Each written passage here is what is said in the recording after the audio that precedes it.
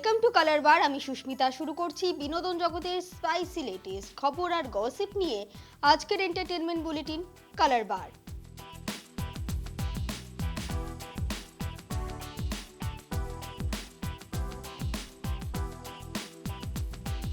শীতের কলকাতা মেতে উঠল সিনে উৎসবে। বাংলার অন্যতম ফিল্ম অ্যাওয়ার্ড সিনেমার সমাবর্তন 2026 ঘোষণা করল এবারের সেরা সিনে বিজয়ীদের তালিকা। অ্যাওয়ার্ডে সেরা কারা দেখে নেব। এক ঝাঁক অভিনেতা অভিনেত্রীকে সম্মান। প্রতি বছরের মতো এবারও জমজমাট অনুষ্ঠান। সারা বছর যাদের কলমে ফুটে ওঠে সিনেমার খুঁটিনাটি, তাদের সম্মানে আপ্লুত শিল্পীরাও।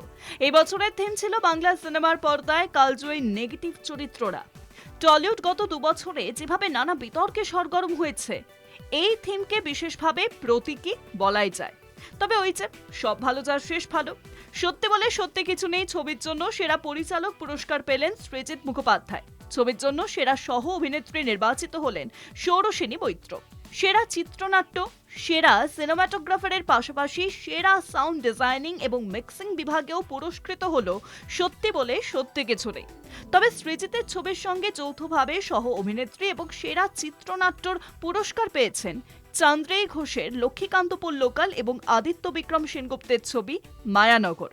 ছবিটি এবছর সেরা ছবির সম্মান পেয়েছে এবং সেরা ফিল্ম এডিটরের সম্মান পেয়েছেন আদিত্য বিক্রম সেনগুপ্ত। গৃহপ্রবেশ ছবিতে অভিনয় করে টলিউডের লেডি সুপারস্টার শুভশ্রী গঙ্গোপাধ্যায় পেয়েছেন সেরা অভিনেত্রীর পুরস্কার এবং যৌথভাবে সেরা অভিনেতার পুরস্কার জিতে নিয়েছেন দেব এবং পরমব্রত চট্টোপাধ্যায়। ধূমকেতু ছবিতে অভিনয় করে সেরা সহ অভিনেতা সম্মানিত হয়েছেন রুদ্রনীল ঘোষ। অঙ্ক কি কঠিনের জন্য সেরা নবাগত অভিনেতা প্রসূন সোম এবং সেরা নবাগত পরিচালক নির্বাচিত হয়েছেন সৌরভ পালোধি। সেরা নবাগত অভিনেত্রী রঘু ডাকাত ছবির নায়িকা ইথিকা পাল এবং বছরের অন্যতম আলোচিত ছবি দ্য একাডেমি অফ ফাইন আর্টসের সৌজন্যে সেরা ভিলেনের পুরস্কার পেয়েছেন সৌরভ দাস। সৃজিতের বহু চর্চিত ছবি লহ গৌরাঙ্গের নামরে 2টি পুরস্কার পেয়েছে। সেরা মহিলা প্লেব্যাক সিঙ্গার সম্মান পেলেন জয়তী চক্রবর্তী এবং সেরা গীতিকার রিতম সেন। গৃহপ্রবেশ ছবির গানকে সেরা বেল প্লেব্যাক সিঙ্গারের পুরস্কার জিতে নিয়েছেন আরমান রশিদ খান। খুবই ভালো লাগলো। আর সত্যি বলে সত্যি কিছু খুবই স্পেশাল একটা ছবি, তো প্রচন্ড টিম এফার্ট, তো খুব ভালো লাগলো এবং করতে পেরেছি আমি। যারা নমিনেশনে ছিলেন তারা প্রত্যেকেই দারুণ দারুণ যোগ্য। কৌশিক সেন, ব্রাত্য বসু, ইভেন আমার বন্ধু অমিত সাহা, তারা যারাই ছিলেন, এভরিবডি ইজ ব্রিলিয়েন্ট। আর আমি নিজে বিশ্বাস করি যে অভিনেতার পুরস্কার শুধু একা তার পুরস্কার নয়। একজন অভিনেতা একা অভিনয় করতে পারে না যদি না তার সহ অভিনেতারা তাকে সেই অভিনয় করবার পরিসরটা পরিবেশন করে। তো আমি এই ক্ষেত্রে বলতে পারবো আমার লেখক পরিচালক কৌশিক গাঙ্গুলিকে ধন্যবাদ, ধন্যবাদ প্রযোজক রানা সরকার, এবং তার সঙ্গে সঙ্গে বড় ধন্যবাদ দেবকে, শুভশ্রীকে এবং দুলাল লাহিড়িকে, যাদের সঙ্গে অভিনয়ের সুযোগ পাওয়ার জন্য আমি আমায় দেওয়া যে চরিত্রটা তাকে জীবন্ত করবার সুযোগ পেয়েছি।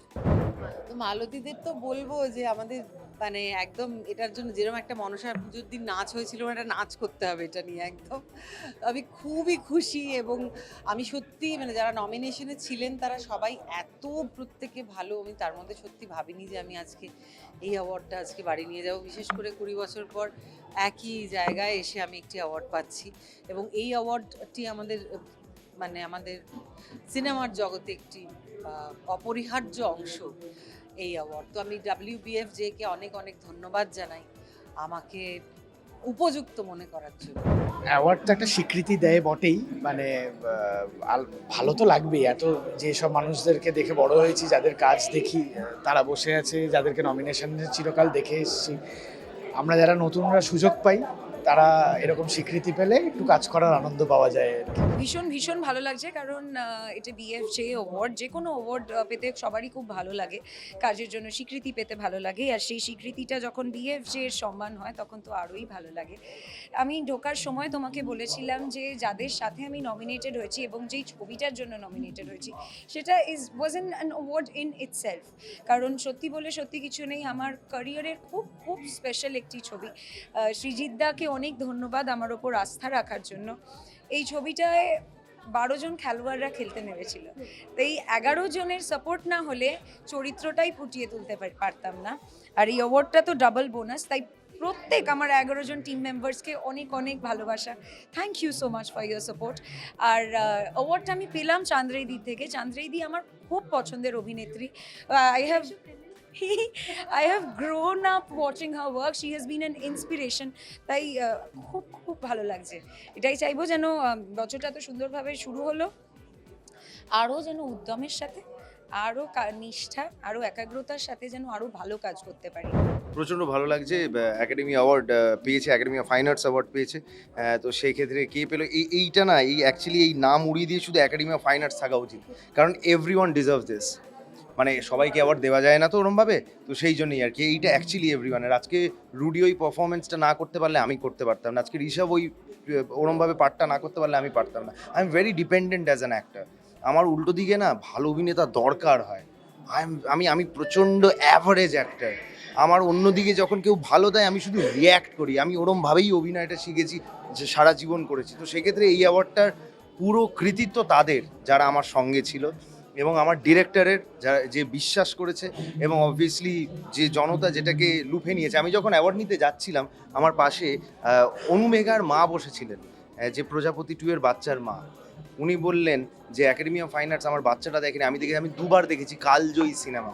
সো এই জিনিসগুলোই হচ্ছে অ্যাওয়ার্ড আমাদের কাছে, এবং আজকে প্রথমবার WBFJ অ্যাওয়ার্ড পেয়েছি, প্রচণ্ড excited. It's a long journey. 19 বছর হয়ে গেল আমার এই ইন্ডাস্ট্রিতে, এবং সেটার জন্য অনেক পরিশ্রম, অনেক hard work, with all my honesty. কখনোই কোনো শর্টকাটে বিশ্বাস করিনি, এবং অফকোর্স প্রচুর মানুষজনের সাপোর্ট। তার জন্যই আজকে এখানে আমি। সরি, পুরস্কার অবশ্যই আমি আইডিকে ডেডিকেট করব, কারণ আইডি আমার জন্য এই চরিত্রটা নিয়ে অপেক্ষা করেছিল, অন্য কাউকে নিয়ে করেনি। কারণ এমন একটা সময় হয়েছিল ঠিক শুটিংয়ের আগেই I got to know that I am pregnant.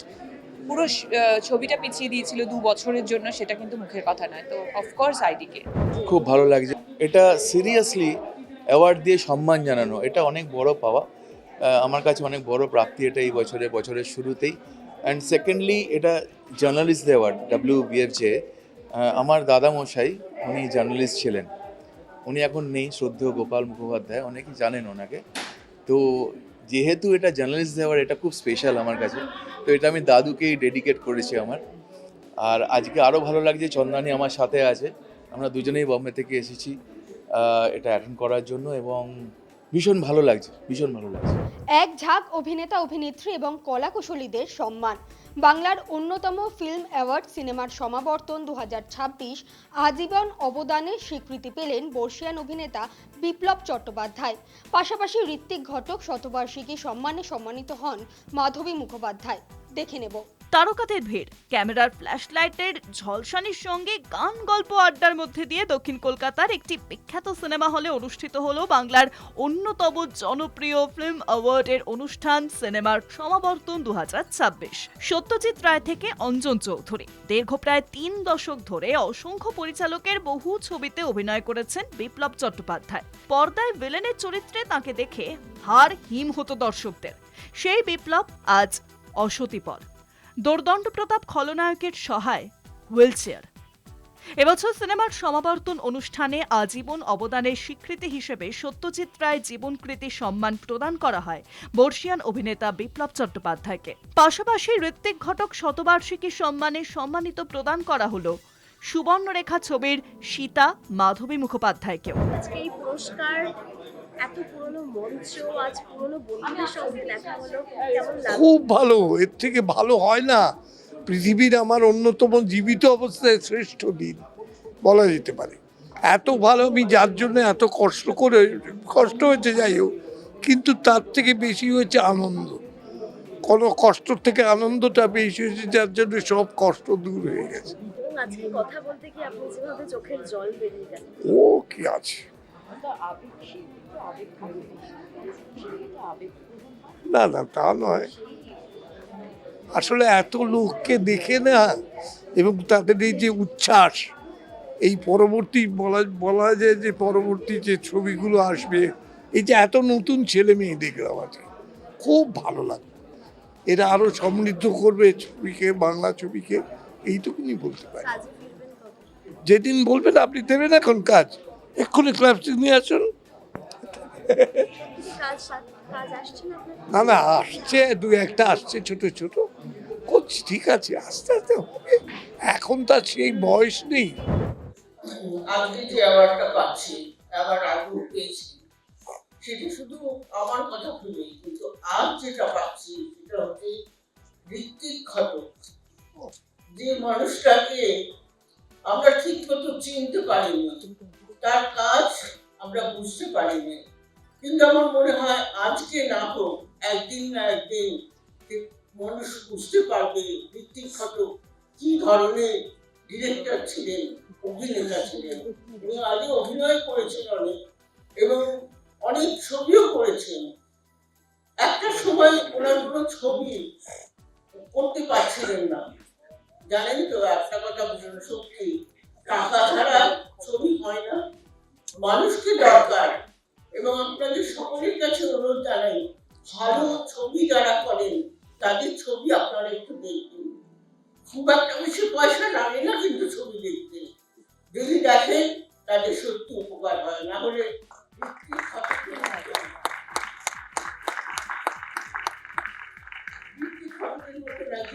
অদৃশ্য হয়ে যায়, সেগুলো আমরা চাই না। তো আমরা ঋত্বিক ঘটককে ভালোবাসি, যেমন আরেকজনের নাম বলি, একজন শিল্পী জহর রায়, খুব ভালোবাসতেন। তো বলে কোনো কেউ আসছে না রে আমার কাছে ছবি করবার জন্য, তখন বললেন যে ঠিক আছে আমি পাঠাবো। তো জহরটা একজনকে পাঠালেন, হ্যাঁ তার টাকা পয়সা আছে অনেক এবং করবে। তো তাকে তিনি যখন আসছেন বললেন যে হ্যাঁ বলো কি করবে, এবং ঋত্বিকদা তার একটা স্ক্রিপ্ট পড়ে শোনালেন। শোনাবার পর শুনলেন, খুব গম্ভীর হয়ে গেলেন। তারপর বললেন যে নাচা গানা নেই, হ্যাঁ। তো বললো যে নাচা গানা, গান তো থাকে, এই সুরের মধ্যে তুমি ডুবতে পারোনি, তাই জন্য তুমি বুঝতে পারছো না যে কোনটা নাচ কোনটা গান। বললো না, একটু ব্যবসা হবে না। বললো ব্যবসা করতে চাও, তাহলে তুমি মুরগি কেনো, কাটো, আর মানুষকে বিক্রি করো, অনেক টাকা পাবে, আমার কাছে পাবে। সেইখানে বলছি, আপনারা যদি সকলে একটু ভাবেন বাংলা ছবির কথা, যারা ভালো ছবি করতে চায় তাদের কথা, তাহলে আপনারা যদি সবাই দেখেন ছবিটা, তাহলে তারা নিশ্চয়ই আবার ভালো ভালো ছবি হবে যেমন আগে হতো। ফিরছেন মর্দানি রানী মুখার্জি। যশরাজ ফিল্মস সোশ্যাল মিডিয়ায় প্রকাশ করেছে ছবির প্রথম পোস্টার। প্রকাশ পেল ছবি মুক্তির দিন। 10 বছরের বেশি সময় ধরে যশরাজের ফ্র্যাঞ্চাইজি দর্শকদের মন জয় করেছে। এবার সিরিজের তৃতীয় ছবিতেও মারকাটারি অ্যাকশন দেখতে মুখিয়ে সবাই।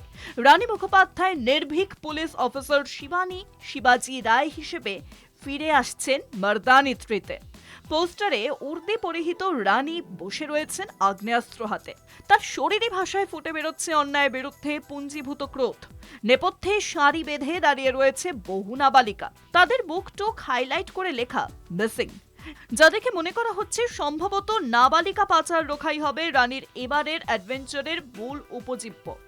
আগেই রানী বলেছেন এবারের ছবিটি হবে অন্ধকার, ভয়ঙ্কর ও নিষ্ঠুর। ছবির প্রথম পোস্টারও সেদিকেই ইঙ্গিত করছে।